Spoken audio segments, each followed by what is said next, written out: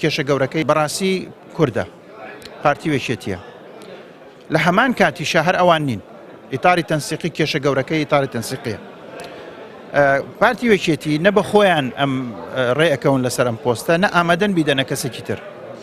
لە کاتێکا ئێمە ئەزانین شیعەکان لە چەند خولی ڕابردوو سەرۆکوەزیران گەورەترین پۆستی خۆیانە داوێنە بە کەسێک کە هیچ کورسی نەبوو لە پەرلەمان، نە عادل عەبدولمەهدی نە کاظمی، سوودانیش 2 کورسیە بوو. ئەمان دێن هەمیشە ژمارە کورسەکانی خۆیان حسابەکەن، هەموو شتێ بۆ ئێمە ژمارە کورسەکانمان ئەمێ، نە مەسەلەی نەتەوەی لەلایەن گرنگە، نە مەسەلەی ئەوەی کە ئێسام تووڕێی لە شەقامی عێراقا دروست بووە کە هەندێک داواکاری هەیە بۆ ڕۆژانەوەی پەرلەمان، ئەڵێ ئێوە ڕێستان لە مۆدە دەستووریەکان نەگرتووە. ئەم تووڕێیە ڕووەکاتە کێ ئیتاری تەنسیقی لەسەر خۆی فرێدا، ئەڵێ ئێمە کوردەکانە ڕێناکەون و ئەوانە شەریکی سیاسی ئێمەن، مکەونێکی بەڕێزن، ئەبێ ئێمە ڕێز لە ئەوە بگرین کە کاتیان بینە ڕێکەون لە ناوڕۆکی بابەتەکە وانە.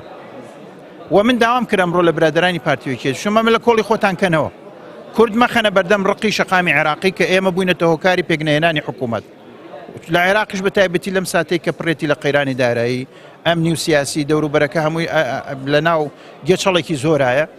خۆتان ڕێکەون ڕێناکەون ڕێ بکەون لەسەر کەسێکی تر غەیری خۆتان، قرار نییە ئەمانە تاپۆی ئێوە بنیانی و ڕێژ ناکەون ناشیدەن بە کەسی تریش هەریش نەبێ وەرنە پەرلەمان بە هەڵبژاردنێک لایکەنەوە. ڕێکەوتن لەسەرەوەی کە ڕەنگە یا ئەم پێنجشەمەی کە دێ یا شەمەی دوای ئەوە، یعنی وەکو کۆتا مۆڵەت بدرێ بەم 2 حیزبە و بە ئیتاری تەنسیقی.